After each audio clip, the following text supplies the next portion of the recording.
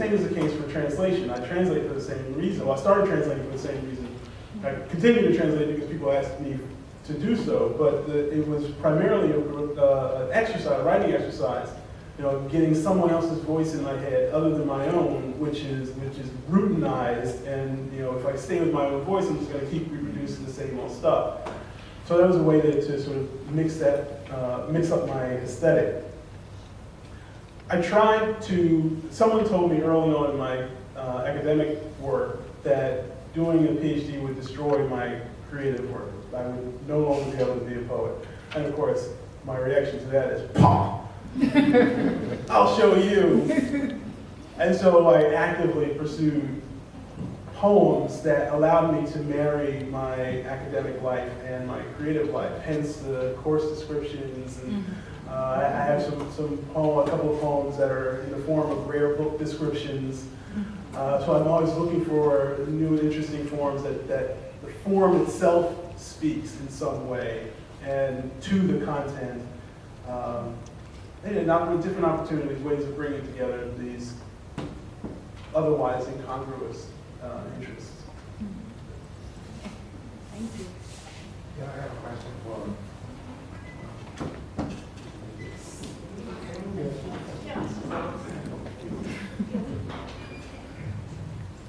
Yeah, I read your reading, and I wondered what was the attraction for embedding the novel in the year 1974 in at the point of the revolution in Ethiopia. I recall 1974 is the year of international recession, oil crisis. 1974. That was a serious thing all over the world. So I wondered if what attracted you to actually invent in all at that period then, is that you visited Ethiopia at that time, or that you, what were the attractions to actually having know about that time? Okay, I am Ethiopian, so I was born in Ethiopia, so very much this was part of my history. This is partly some of the earliest memories that I have involved the years in the revolution, when the revolution had begun. So I'm emotionally invested in this, even though I don't know a character like Callaloo, who was a doctor. The story of this young girl is the story of many people that I know and I knew. So it was in many ways a way, writing this book was a way to exercise ghosts and also to confront some of my own family history. And you're right, 1974, the oil crisis, OPEC, it was one of the reasons that inflation was extremely high in Ethiopia. It was one of the reasons that students decided to get together and have demonstrations of protest, I think, which we're all familiar with the Arab Spring. But, it was this kind of momentum was what created the revolution, but they did not count on something far worse than what was there before taking its place. So I've always been interested in this history. And I think as an immigrant, I'm constantly asking, why was I brought here? How did I manage to be in America? And I think most immigrants will always ask, how did I get here? And I've asked that, and that led to research and writing the book.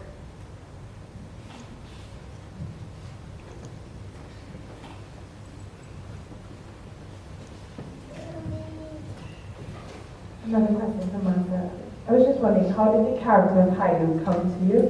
And were you very conscious about building in a kind of moral ambiguity into things that he does, or that, with the soldiers and other characters in the book? Yeah, good question. And I'd like to have you talk about moral ambiguity, or moral, maybe in poetry. But I think that'd be an interesting thing. I'd love to hear what you have to think of. How did the character of Callaloo come to me? I don't know. I did not know a doctor during the revolution. But when I was writing this book, And I hadn't quite figured out Callaloo yet. I knew that I wanted to do a story that was based on a family, because one of the questions I've always found interesting in times of civil war or any kind of political conflict is that sense that of being family members, of being connected by blood with people you don't agree with. And so what happens when the stakes are high? We talked about putting what's at stake for characters today. What happens when the stakes are very high, let's say in a revolution, and Callaloo has 2 sons, and one of them in my book has joined an underground resistance group. So he becomes a revolutionary. And then you have Callaloo who's trying his best to keep his family together. And then you have his other son, Jonas, who has decided he's going to stay completely out of politics. And I would imagine what happens when you get those people together at a dinner table. And then you get them together for holidays. And they have to interact, but at night Dawit is off, doing revolutionary things. And Jonas is trying to keep his family safe, and Callaloo now is at the hospital. So it's really based on the type of tension I wanted to create that I thought of this family.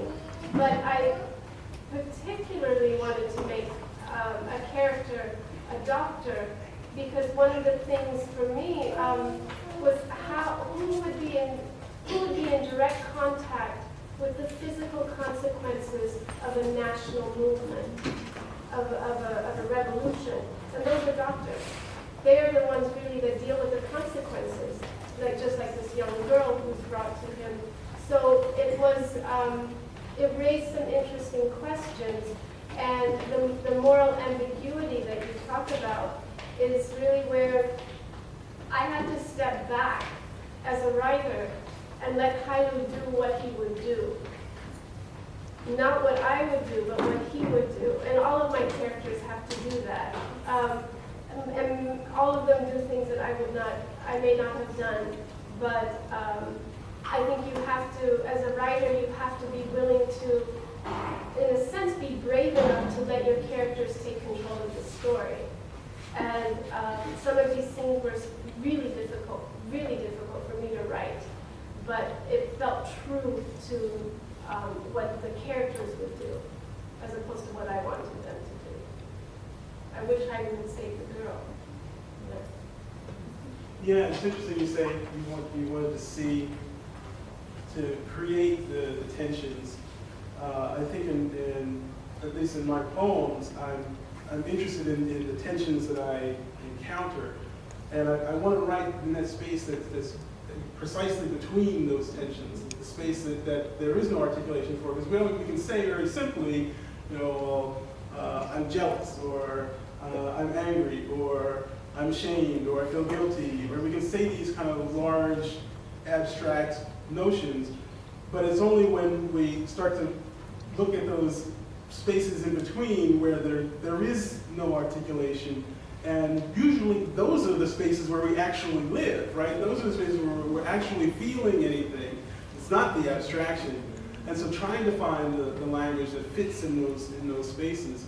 Well, like with the supermarket poem, for example, I'm fascinated with on the one hand, oh, it's so cute. Look, my daughter's, hit me on the head. She look what she's learned. Wait a minute. That's not cute at all. There's nothing cute in any way about that. It's horrifying, in fact, but it's also funny, and so just the complexity of the moment is where I'm attracted, and I think that's where life is. That's where we are most vital and most present.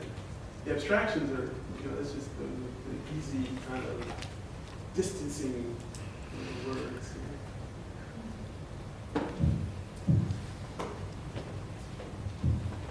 Good evening. I have a question that goes to either of you.